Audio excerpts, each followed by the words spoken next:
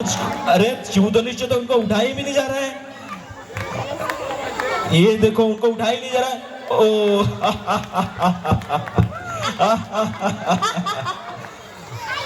और एक आ रहा है प्रिंस, पूरे अपने ताकत का प्रदर्शन करते हुए, अरे पूरी ताकत लगा रहा है। ओ रुको, लंकेश जी का आगमन।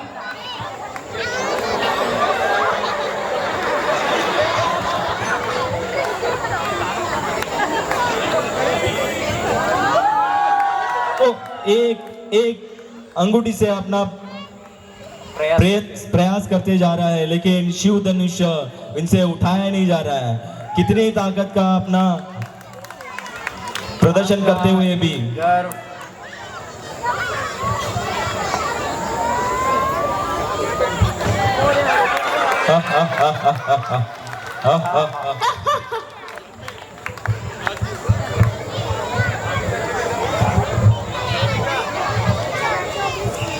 मेरा प्रश्न सुनकर यहाँ द्वीप द्वीप से बड़े बड़े राजकुमार, राजा, महाराजा उपस्थित है।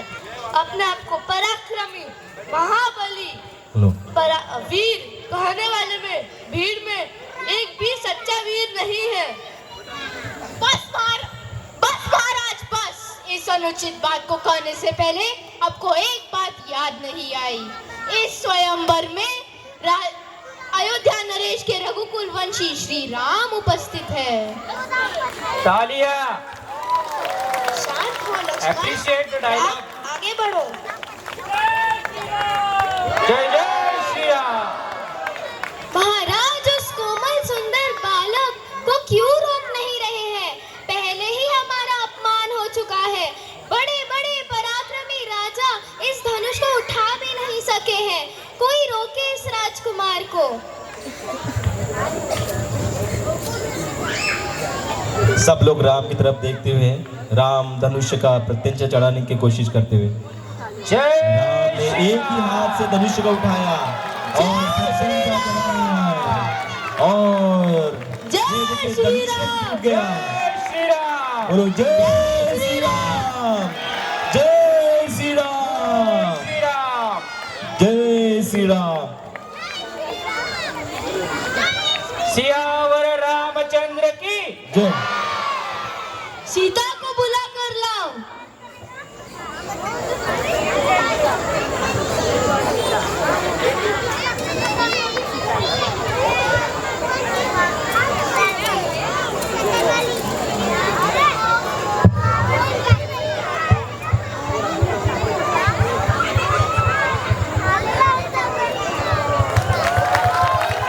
सीता संयोग संपन्न हो रहा है। बोलो सियावर रामचंद्र की आवाज नहीं आ रही है। बोलो सियावर रामचंद्र की जय। इस तरह से सीता का संयोग संपन्न हुआ है। बोलो प्रभु रामचंद्र की, सियावर रामचंद्र की। इस तरह से श्री राम ने अपने गृहस्थ आश्रम में प्रवेश किया।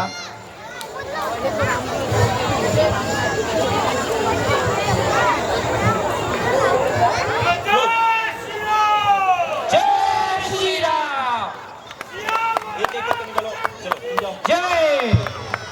अगर आपने देखा होगा तो जब भी कोई शुभ कार्य करना होता है, बाकी राजकुमारों में और श्री राम में आपने एक फर्क महसूस किया होगा।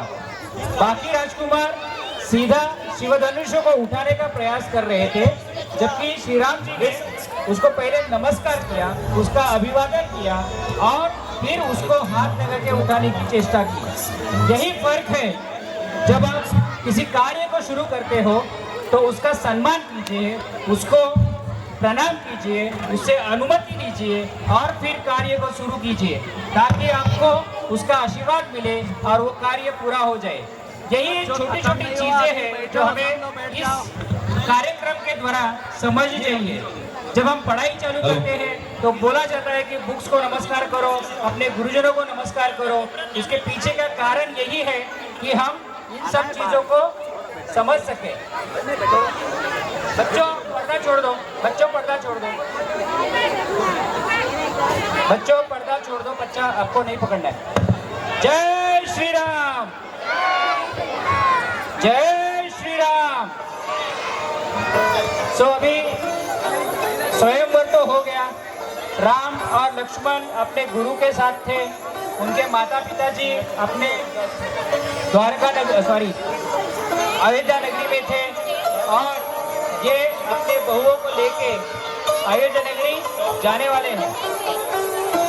यहीं से विदाई की रस्म या फिर शादी की जो हमारी परंपरा है वो चालू होती है।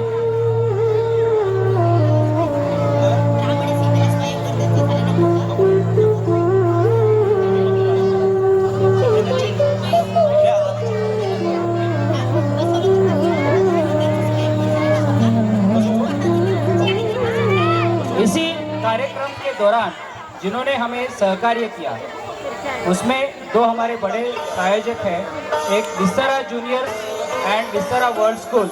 हम उनके आभारी हैं जो भी सहकार्य उन्होंने इस कार्यक्रम को संपन्न करने में किया हुआ है। उसके साथ कोटक बैंक जो भारत की एक अग्रगण्य बैंक है, उन्होंने भी इस कार्यक्रम को संपन्न करने के लिए सहकार्य किया है, हम उनके भी आभारी हैं। इसी तरह सोसाइटी के चारों सोसाइटी के लोगों ने अपनी तरफ से कुछ न कुछ योगदान दिया हुआ है। उसी सभी ज्ञात अज्ञात योगदान देने वालों का हम शुक्रगुजार हैं, हम उनको धन्यवाद देते हैं। इस कार्यक्रम को आयोजित करने के लिए और रंगारंग बनाने के लिए आप सभी यहाँ पधारे, आपका अमूल्य समय दिया, उसके लिए भी हम आपके शुक्रगुजार हैं। शांति बनाए रखें, कार्यक्रम का आनंद लीजिए। एक जीवन चरित्र है, हमारे राष्ट्र पुरुष का जीवन चरित्र है। इस धरोहर को हमें आगे लेके जाना चाहते हैं। पीढ़ी दर पीढ़ी हम ये मैसेज देना चाहते हैं कि राम की जीवनी क्या थी, राम के कार्य क्या थे, उसका हमारे समाज के ऊपर क्या प्रभाव रहा है। हमें समाज में जीना है तो कैसे जीना है। हर एक कैरेक्टर का अपना रोल है, हर एक कैरेक्टर का अपना महत्व है। उसको फिर से साझा करने का, फिर से उसको रिवाइज करने का यही समय है। और इसलिए हम आपसे विनती करते हैं कि पूरे मन से, ध्यान से आप इस कार्यक्रम को समझिए। ये सिर्फ एंटरटेनमेंट का कार्यक्रम नहीं है, इसमें हम हमारी सामाजिक मूल्यों को पुनर्जीवित करना चाहते हैं, हमारी सामाजिक मूल्यों को लोगों के सामने रखना चाहते हैं। और ये एक प्रयास इस रामलीला के द्वारा हम कर रहे हैं। तो आप सबसे विनती है कि इसमें आप पूरा सहयोग, शांति बनाए रखें, पार्टिसिपेट करके, तालियां बजा के लोगों को प्रोत्साहित करके देते रहिए। जय श्री राम। अरे आवाज नहीं आ रही है। जय श्री राम, जय Shri Ram.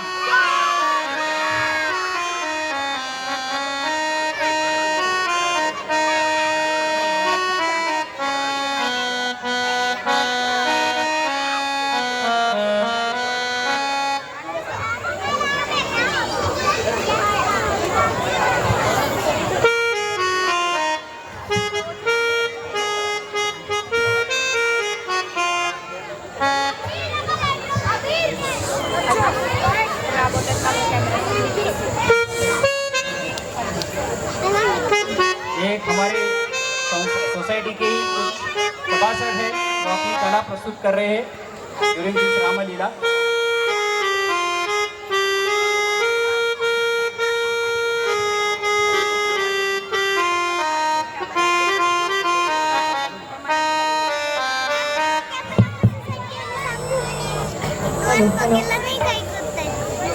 Hello hello hello hello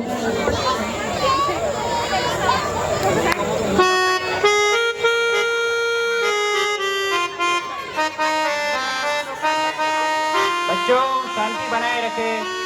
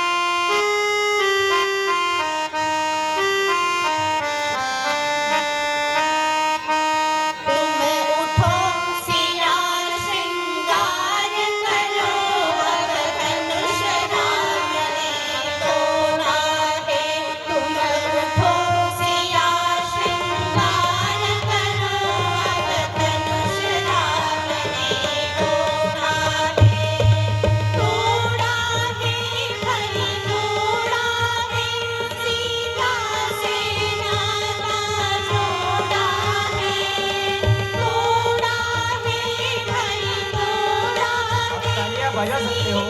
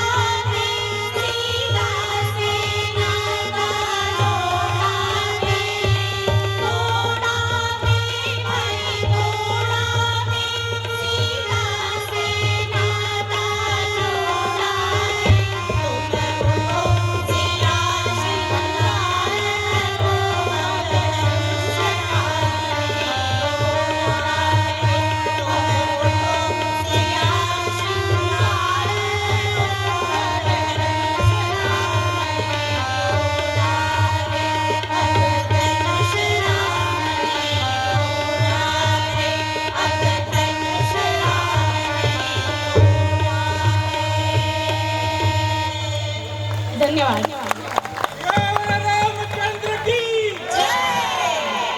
जय श्री राम।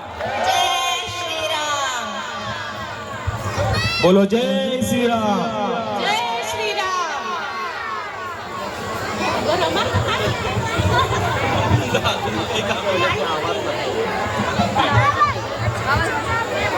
प्रणाली हे बघा चाललंय।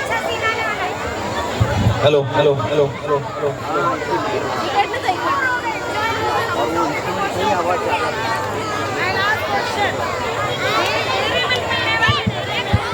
हेलो, जय श्री राम। अच्छा, रामलीला के कार्यक्रम पश्चात वेज फूड का अरेंजमेंट किया हुआ है।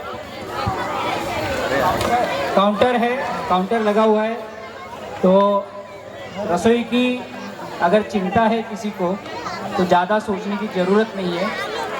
वेज फूड का अरेंजमेंट किया हुआ है। किसी का मोबाइल मिला हुआ है, सिक्योरिटी गार्ड के पास हम रख रहे हैं, क्लब हाउस के सिक्योरिटी गार्ड के पास, आप वहाँ से लेके जाइए, अपनी पहचान करके लेके जाइए। आप सबसे अनुरोध है कि रसोई की चिंता ना करें, वेज बिरयानी का प्रबंध किया हुआ है। रामलीला के बाद कॉस्ट टू कॉस्ट बेसिस पे आप उसका आनंद उठा सकते हैं। सो निश्चिंत होके, स्पेसिफिकली महिला वर्ग निश्चिंत होके कार्यक्रम का आनंद उठा सकते हैं। सो रामलीला या रामायण ये हमारी जीवन शैली का अंग है। हर कैरेक्टर का अपना एक रूप है, जिसमें कौशल्या, कैकेयी और सुमित्रा, दशरथ राजा की 3 पत्नियां थी और राम, लक्ष्मण, भरत और शत्रुघ्न इनकी माएँ थी। जब भी घर में शादी ब्याह हो जाता है तो बहू आने का आनंद जो है वो आप सासू माँ के मुंह पे देख सकते हैं। जो भी यहाँ सासू माँ बैठी है वो देख सकती है, उसको कोरिलेट कर सकती है। रामायण एक सिर्फ महाकाव्य नहीं है, ये हमारी जीवन शैली है, हमारे जीवन के अलग अलग अंगों को प्रस्तुत करते हैं। जब हम महाभारत या रामायण देखते हैं तब हम अपने आप से, अपने जीवनी से उसको कोरिलेट कर सकते हैं। सो कौशल्य जी का रंगमहल।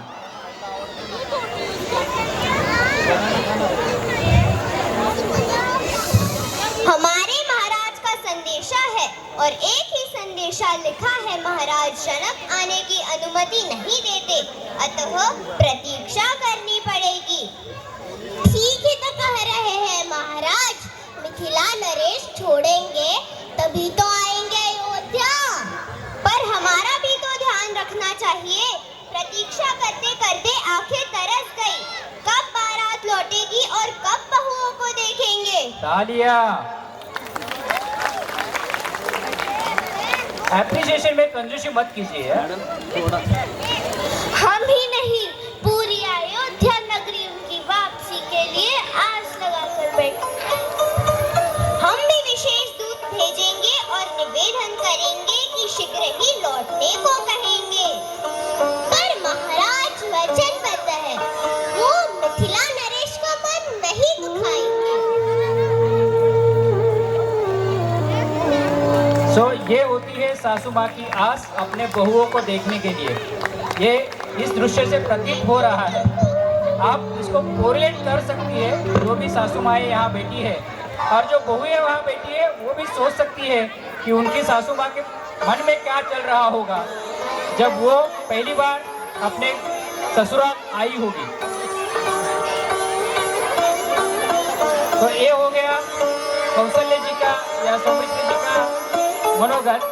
वैसे ही दशरथ महाराज जो ससुर बनने वाले हैं या बन चुके हैं, उनके बारे में या उनके मन में क्या चल रहे हैं, उनके दरबार में क्या चल रहा है, ये अगले दृश्य में हम देखेंगे।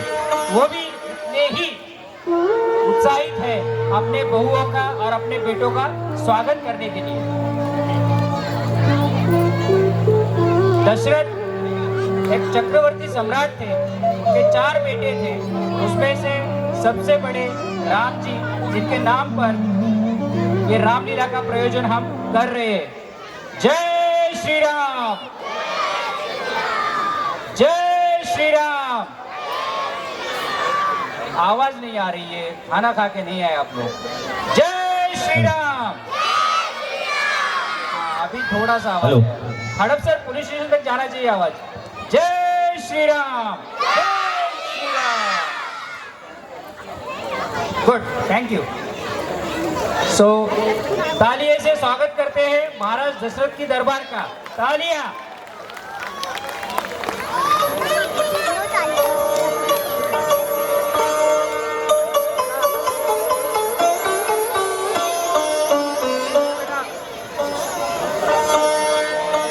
बेटा नीचे बैठो, नीचे नीचे नीचे।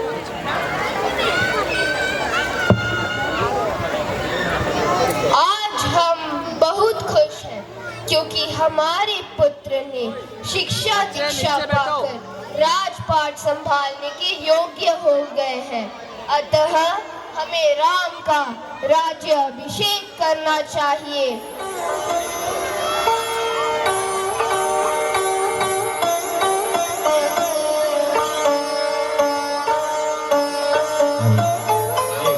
दशरथ अभी खुश है और राजा दशरथ राम का राज्याभिषेक करना चाहते हैं।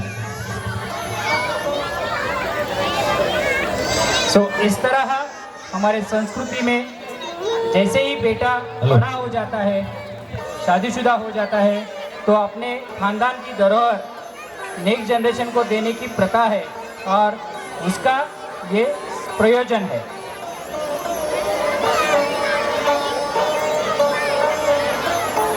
जय श्री राम, जय जय श्री राम। हेलो हेलो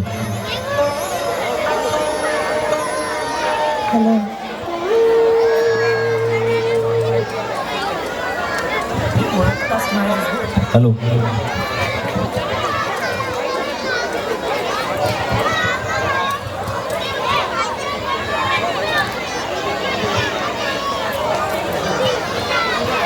सुनो महारानी सुनो, अपने राम को पूरा राज्य और अपने पुत्र भरत का क्या?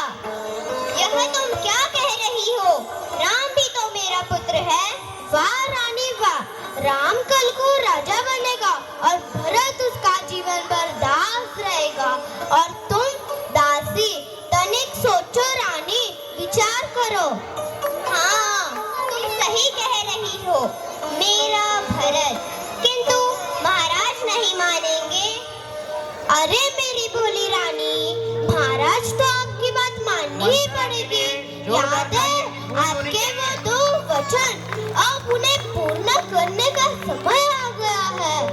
हाँ, तालियां में कंजूसी हो रही है, जोर से तालियां बजनी चाहिए। अभी कई रानी को मंत्रा ने कुछ ऐसे दिमाग में भर दिया है जिसकी वजह से अभी कई रानी बहुत ही नाखुश है।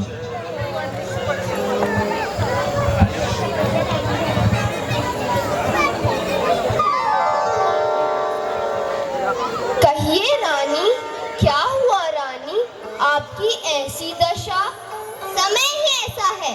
आप मेरे पुत्र भरत के साथ यह अन्याय कैसे कर सकते हैं? मैं समझा नहीं। कल को राजा राम बनेगा तो मेरे भरत को क्या मिलेगा? मैं चाहती हूँ कि मेरा भरत ही राजा बने। यह कैसे संभव है? ज्येष्ठ पुत्र होने के नाते राम ही तो मेरा उत्तराधिकारी है। यह सब मैं कुछ नहीं जानती। आपको याद है, युद्ध में मैंने आपके प्राणों की रक्षा की थी। तब आपने मुझे मेरे मन चाहे तो वर मांगने को कहा था। आज मैं आपसे वही मांगती हूँ। ठीक है, बताओ तुम्हारी इच्छा। मैं चाहती हूँ कि भरत को राजा बनाया जाए और राम को 14 वर्ष का वनवास। नहीं,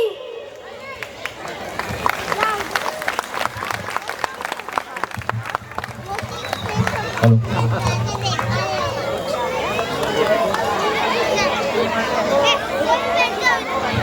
अभी राजा दशरथ बहुत चिंतित है, व्यथित है। जो रानी कई ने उनसे 2 वर मांगे हैं, उसके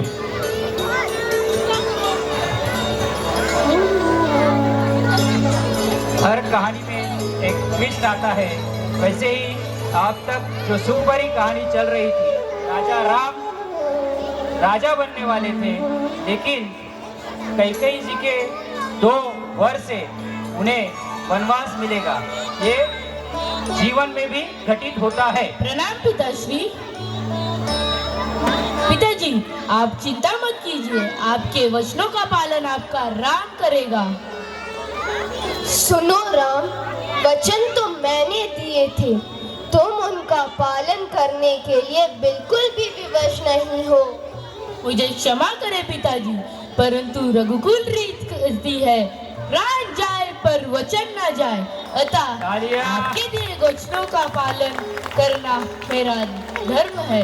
यदि माते की यही इच्छा है तो भरत राजा बनेगा और मैं वनवास जाऊंगा।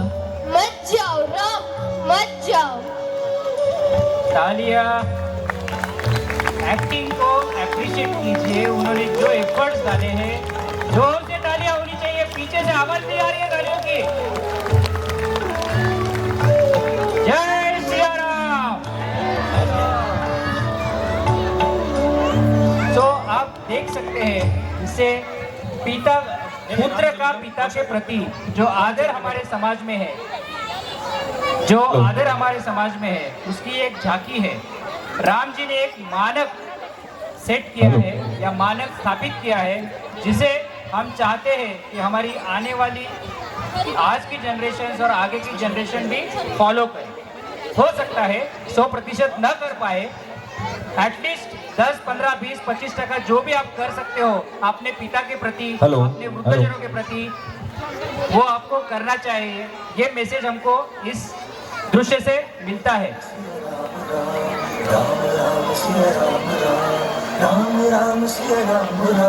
प्रणाम माते। रात भर मैंने 1 लक्ष्य विष्णु का जप किया है। बैठ जा, मैं प्रसाद लाती हूँ। नहीं, मैं अभी बैठ नहीं सकता। इस आसन पे बैठना मुझे वंचित है। क्यों? क्या हुआ?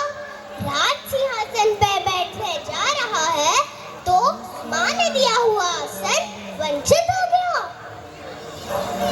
राज करने जा रहे हो या तपस्या? तपस्या, हाँ। महाराज मुझे तपस्वी वेश में वन में 14 साल के लिए भेज रहे हैं और राज सिंहासन पर भरत बैठेगा। कैसा उपहास कर रहे हो राम? नहीं माते, यही अटल सत्य है। मुझे महाराज का वचन निभाना ही होगा।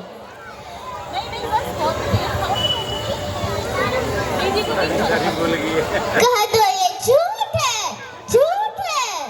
धीरज रखो माते। परंतु ऐसा क्यों? कौन? किसने किया? महाराज स्वयं कितने आतुर थे राज अभिषेक करने के लिए। और कैकेयी की तो ममता मेरे से ज्यादा है तुम पर। क्यों नहीं कहा कैकेयी रानी ने महाराज को? ये आदेश तो माते कैकेयी का ही है। नहीं, तुम कहीं नहीं जाओगे। पर महाराज का वचन? नहीं, मैं कुछ नहीं जानती। मेरी आज्ञा के बिना तुम कहीं नहीं जाओगे। सूर्यवंश की परंपरा भूल गई? रघुकुल रीत ने सदैव सत्य और धर्म का पालन किया है और सदैव दिया वचन निभाया है। पर ये रीति है, परंतु निभाओ अपनी रघुकुल की रीत परंपरा। जा राम जा। तालियां।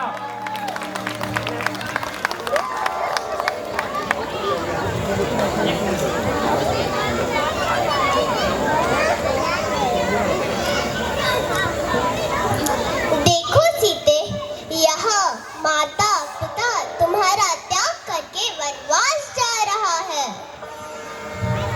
हाँ माते, सुना है और जानती हूँ। इसीलिए मैं भी वनवास जाऊंगी और पत्नी धर्म निभाऊंगी। तो फिर मैं यहाँ अकेली पड़ जाऊंगी। परंतु बेटी, तुम अपना धर्म निभाना, तुम अपना धर्म निभाना। Appreciate the voice modulation. Hello send hello. जय श्री राम। जय श्री राम। जय श्री राम। प्रभु, मैं भी आपके साथ चलूंगी। जहाँ आप वहाँ मैं। तुम्हें यह करने की जरूरत नहीं है। तुम एक राजा की पुत्री हो। वन तुम्हारे लिए नहीं है। मैं एक राजा की पुत्री थी महाराज। अब मैं आपकी धर्म पत्नी हूँ और जहाँ आप वहाँ मैं। यही मेरा